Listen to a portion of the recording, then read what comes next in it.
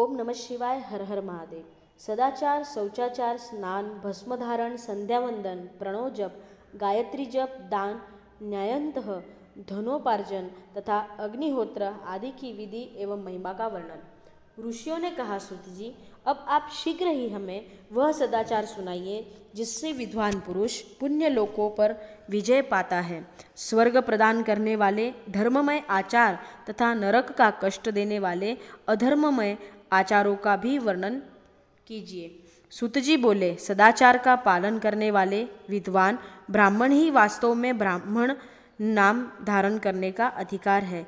जो केवल वेदोक्त आचार का पालन करने वाला एवं वेद का अभ्यासी है, उस ब्राह्मण की विप्र संज्ञा होती है। सदाचार, वेदाचार तथा विद्या, इनमें से एक एक गुणों से युक्त होने पर उस द्विज कहते हैं, जिसमें स्वल्प मात्रा में भी आचार का पालन देखा जाता है, जिसने वेदाध्ययन भी बहुत कम किया है तथा जो राजा का सेवक, पुरोहित, मंत्री आदि है, उसे क्षत्रिय ब्राह्मण कहते हैं।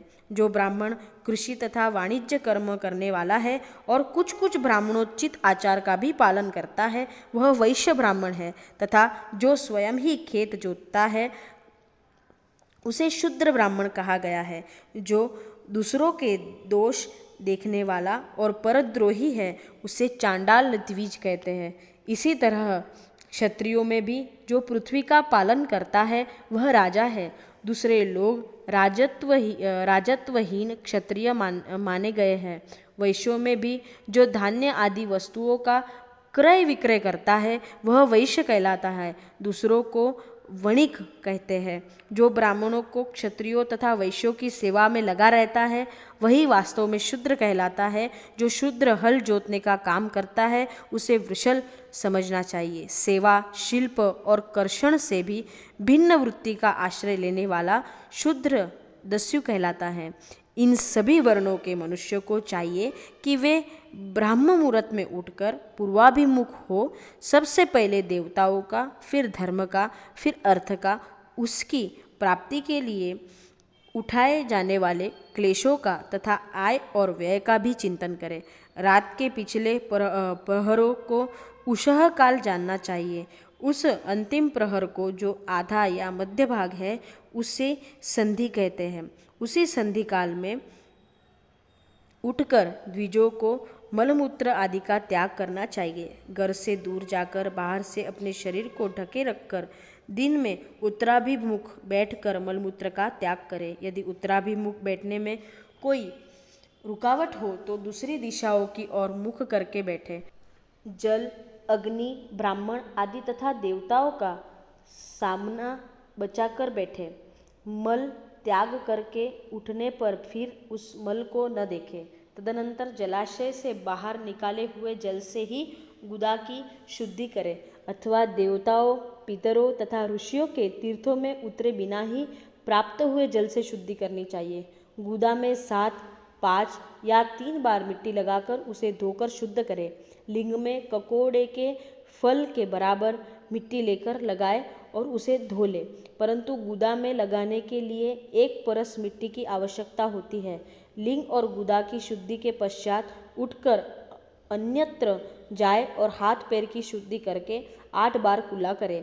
जिस किसी वृक्ष के पत्ते से अथवा उसके पतले काष्ठ से जल के बाहर दतुवन करना चाहिए, उस समय तर्जनी उंगली का उपयोग नहीं करना।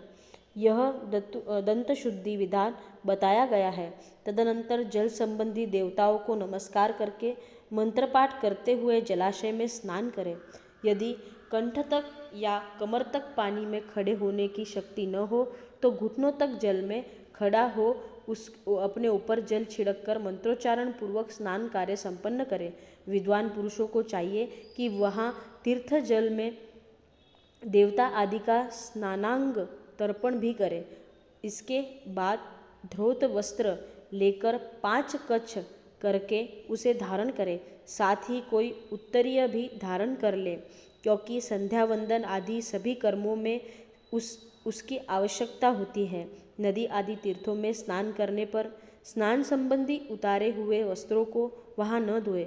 स्नान के पश्चात विद्वान पुरुष भीगे हुए उस वस्त्रों को बावड़ी में कुएं के पास अथवा घर आदि में ले जाए और वहां पत्थर पर, लकड़ी आदि पर जल में या स्थल में अच्छी तरह धोकर उस वस्त्रों को निचोड़े। द्विजों, वस्त्रों को निचोड़ने से जो जल गिरता है वह एक श्रेणी के पितरों की तृप्ति के लिए होता है। इसके बाद जाबाली उपनिषद में बताए गए मंत्र से भस्म लेकर उसके द्वारा त्रिपुंड लगाए। इस विधि का पालन न किया जाए, इससे पूर्व ही यदि जल में भस्म गिर जाए तो गिराने वाले नरक में जाते हैं इत्यादि मंत्र से पाप शांति के लिए सिर पर जल छिड़के तथा इस मंत्र को पढ़कर पैर पर जल छिड़के इसी संधि प्रोक्षण कहते हैं। इत्यादि मंत्र में 3 ऋचाएं हैं और प्रत्येक ऋचा में गायत्री छंद के 3-3 चरण हैं। इनमें से प्रथम ऋचा के 3 चरणों का पाठ करते हुए क्रमशः पैर, मस्तक और हृदय में जल छिड़के। दूसरी ऋचाओं के 3 चरणों को पढ़कर क्रमशः मस्तक, हृदय और पैर में जल छिड़क तथा तीसरी ऋचा के 3 चरणों का पाठ करते हुए क्रमशः हृदय, पैर और मस्तक जल प्रोक्षण करें। इसे विद्वान पुरुष मंत्र स्नान मानते हैं। किसी अपवित्र वस्तुओं से किंचित स्पर्श हो जाने पर, अपना स्वास्थ्य ठीक न रहने पर, राजा और राष्ट्रपद पर भय उपस्थित होने पर तथा यात्रा काल में जल की उपलब्धि न होने की विवशता जाने पर मंत्र स्नान करना चाहिए। प्रातःकाल इत्यादि सूर्यानुवाक से तथा सायंकाल इत्यादि अग्नि संबंधी अनुवाक से जल का आचमन करके पुनः जल से अपने अंगों का प्रोक्षण करें। मध्याह्न काल में भी इस मंत्र से आचमन करके पूर्ववत प्रोक्षण या मार्जन करना चाहिए। प्रातः काल की संध्या उपासना में गायत्री मंत्र का जप करके 3 बार ऊपर की ओर सूर्य को अर्घ्य देने चाहिए। ब्राह्मणों, मध्याह्न काल में गायत्री मंत्र के उच्चारण पूर्वक सूर्य को एक ही अर्घ्य देना चाहिए। फिर सायंकाल आने पर पश्चिम की ओर मुख करके बैठ जाए और पृथ्वी पर ही सूर्य के लिए अर्घ्य दे। प्रातःकाल और मध्याह्न में के समय अंजलि में अर्ध जल लेकर अंगुलियों की ओर से सूर्य देव के लिए अर्घ्य दे। फिर अंगुलियों के छिद्र से ढलते हुए सूर्य को देखे तथा उनके लिए स्वतः प्रदक्षिणा करके शुद्ध आचमन करे। सायंकाल में सूर्यास्त से 2 घड़ी पहले की हुई संध्या निष्फल होती है, क्योंकि वह सायं संध्या का समय नहीं है। ठीक समय पर संध्या करनी चाहिए, ऐसी शास्त्र की आज्ञा है। यदि संध्योपासना किए बिना दिन बीत जाए तो प्रत्येक समय के लिए क्रमशः प्रायश्चित करना चाहिए।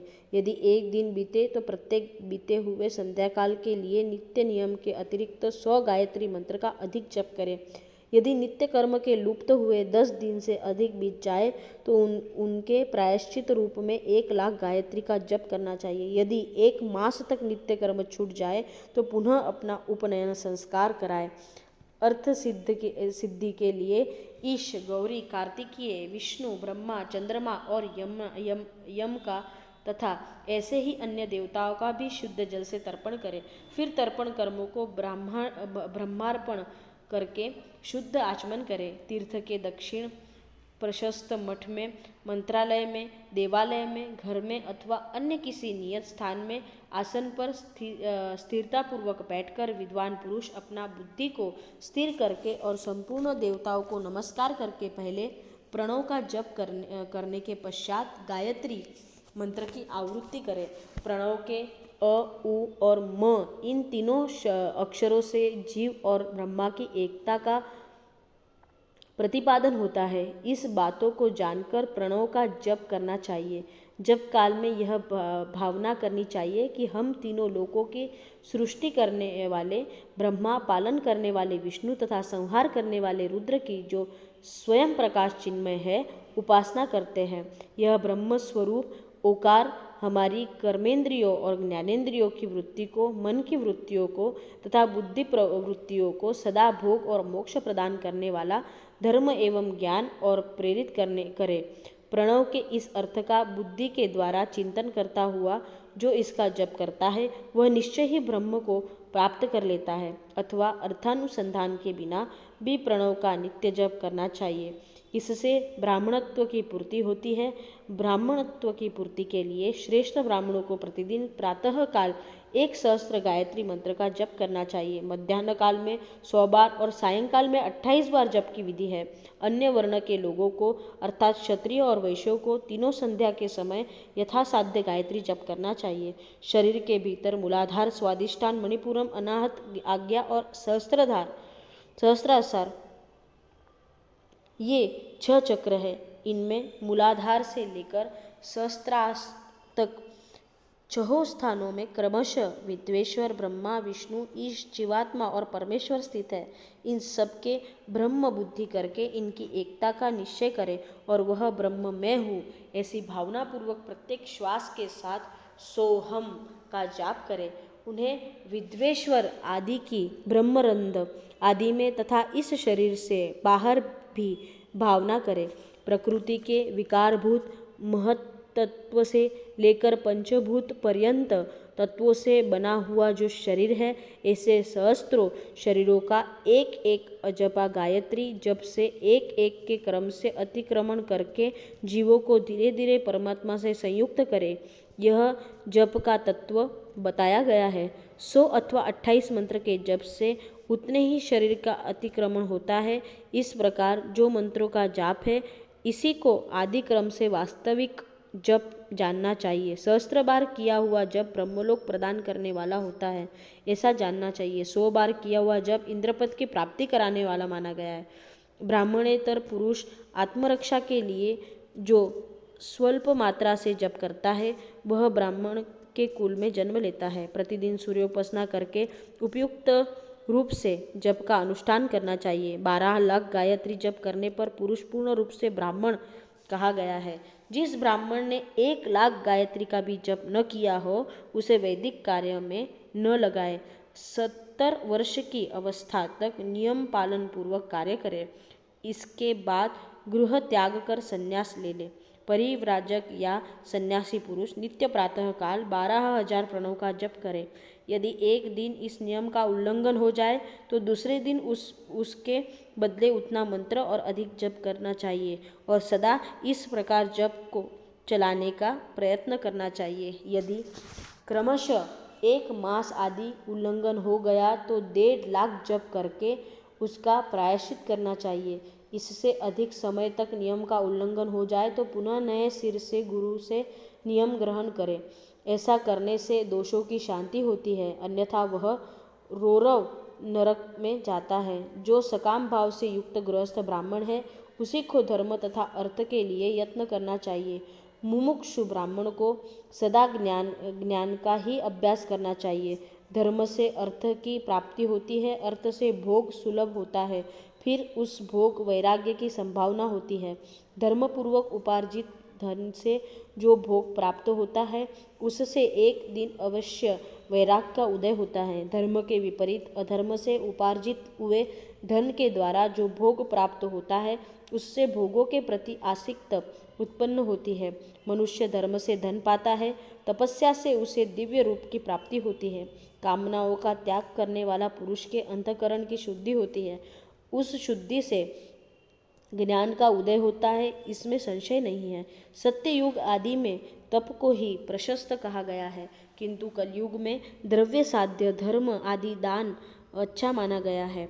सतयुग में ध्यान से, त्रेता में तपस्या से और द्वापर में यज्ञ करने से ज्ञान की सिद्धि होती है, परंतु कलयुग में प्रतिमाह भगवत विग्रह की पूजा से ज्ञान लाभ होता है। अधर्म हिंसा रूप है और धर्म सुख रूप है। अधर्म से मनुष्य दुख पाता है और धर्म से वह सुख एवं अभ्युदय का भागी होता है। दुराचार से दुख प्राप्त होता है और सदाचार से सुख। अतः भोग और मोक्ष की सिद्धि के लिए धर्म का उपार्जन करना चाहिए। जिससे घर में कम से कम 4 मनुष्य है, ऐसे कुटुंब ब्राह्मण को 100 वर्ष के लिए जीवन निर्वाह की सामग्री देता है, उसके लिए वह दान ब्रह्मलोक की प्राप्ति कराने वाला होता है।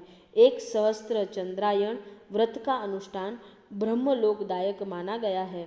जो क्षत्रिय 1,000 कुटुंबों को जीवन जीविका और आवास देता है, उसका वह कर्म इंद्रलोक की प्राप्ति कराने वाला होता है। 10,000 कुटुंबों को दिया हुआ आश्रय दान ब्रह्मलोक प्रदान करता है।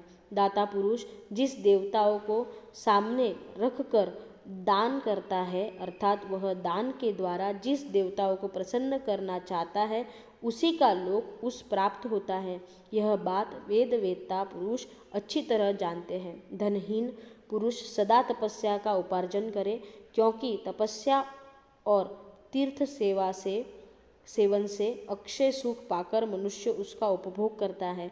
अब मैं न्यायतः धन के उपार्जन की विधि बता रहा हूँ।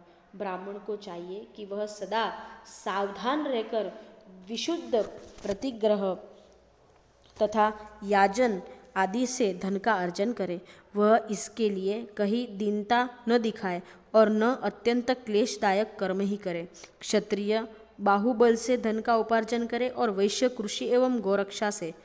न्यायोपार्जित धन का दान करने से दाताओं को ज्ञान की सिद्धि प्राप्त होती है। ज्ञान सिद्धि द्वारा सब पुरुषों को गुरु कृपा मोक्ष सिद्धि सुलभ होती है। मोक्ष के स्वरूप की सिद्धि प्राप्त होती है, जिससे मुक्त पुरुष परमानंद का अनुभव करता है। गृहस्थ पुरुष को चाहिए कि वह धन धान्यादि व सब वस्तुओं का दान करे।